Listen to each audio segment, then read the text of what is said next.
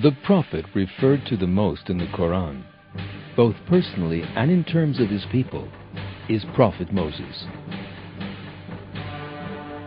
Verses provide very detailed information concerning Prophet Moses, his struggle alongside his brother Aaron against Pharaoh, the wicked behavior of his people, and his message to them.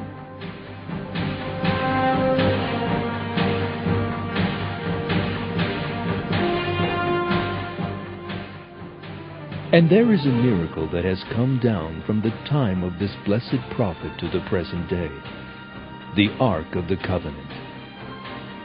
The Ark of the Covenant is a valuable chest revealed by our Almighty Lord in the Quran, and containing articles belonging to prophets Moses and Aaron. It is revealed in verses that this chest is a sign from God, endowing believers with peace and a sense of security. For these reasons, Christians, Jews, and Muslims have all made great efforts to locate it. Yet it has been lost since 587 BC. As can be seen from the hadiths of Prophet Muhammad, may God bless him and grant him peace, the Ark will be rediscovered in the end times. There is something else very special about the Ark.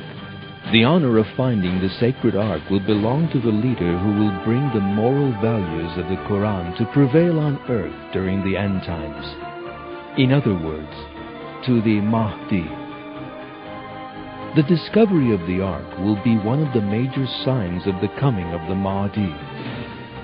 At the same time, the sign will also be regarded as a symbol of his dominion. The Ark found in the time of the Mahdi will be removed from Lake Tiberias and brought before him in Bait el-Maqdis. When the Jews see him, all but a few will become Muslims. Only God knows for certain.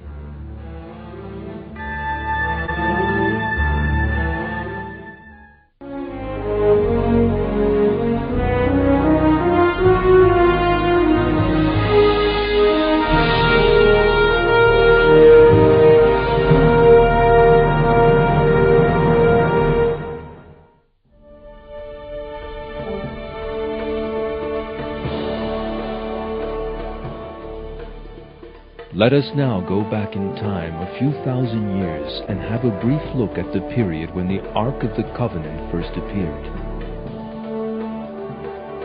One of the oldest civilizations in history. Ancient Egypt.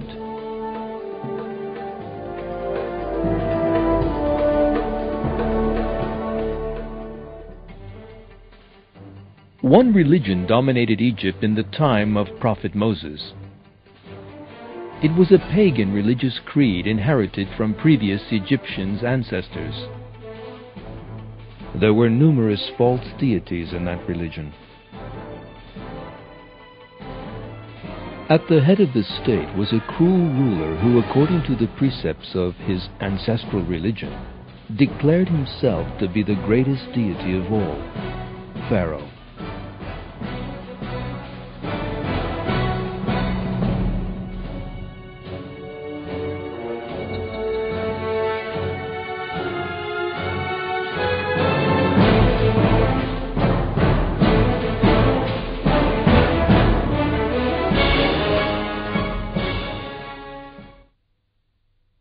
Pharaoh said, "I am your Lord Most High."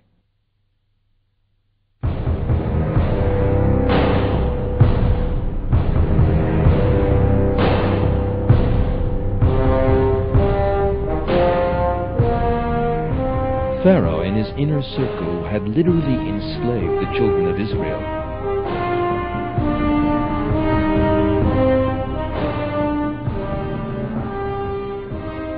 They used the Israelites for their own purposes. People were enslaved and tortured, and male children killed for no reason, simply on grounds of racial difference.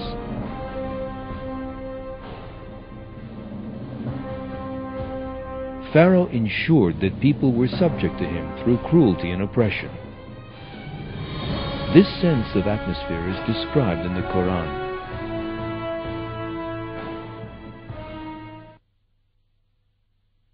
Pharaoh exalted himself arrogantly in the land and divided its people into camps, oppressing one group of them by slaughtering their sons and letting their women live. He was one of the corruptors.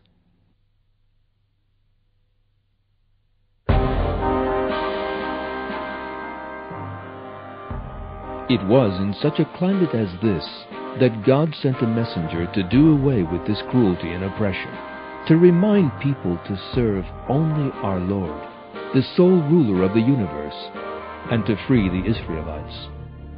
Prophet Moses. The life of Prophet Moses, who waged a divine struggle from the moment of his birth to his very last breath, is full of a great deal of good counsel. Immediately after his birth, he was placed into a chest by his mother and abandoned to the waters in order to save him from the cruelty of Pharaoh. But a miracle took place.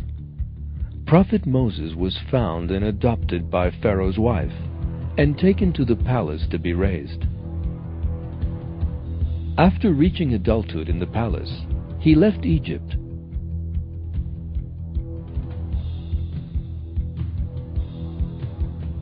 Going to Midian, where he remained for 8 to 10 years.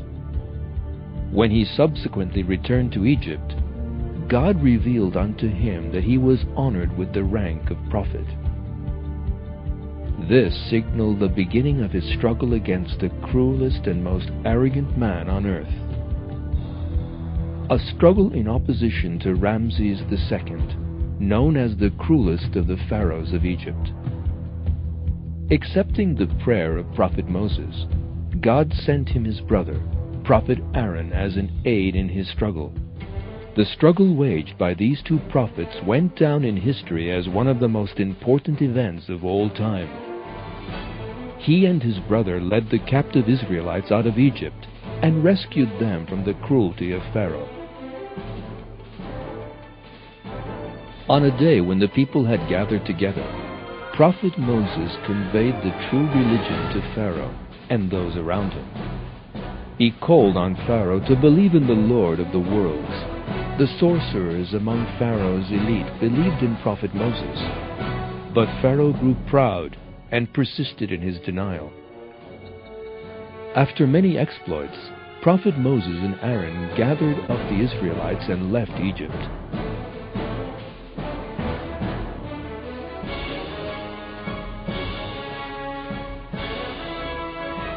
Pharaoh and his army soon followed on their heels.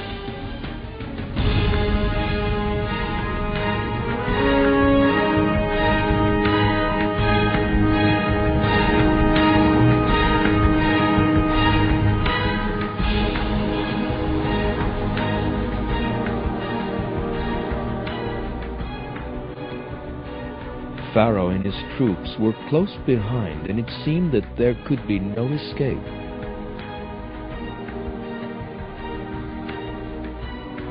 But God performed a tremendous miracle. He commanded Prophet Moses to strike the sea with his staff, and the waters divided in two. God made a dry path between them. And Prophet Moses and the Israelites crossed to the other side.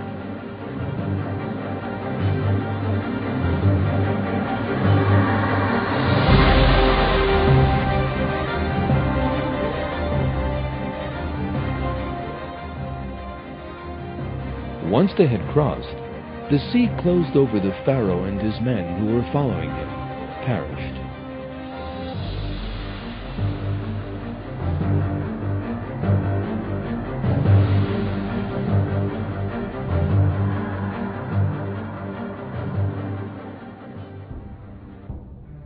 Following these events, Prophet Moses and his people set out for the place where they were to live in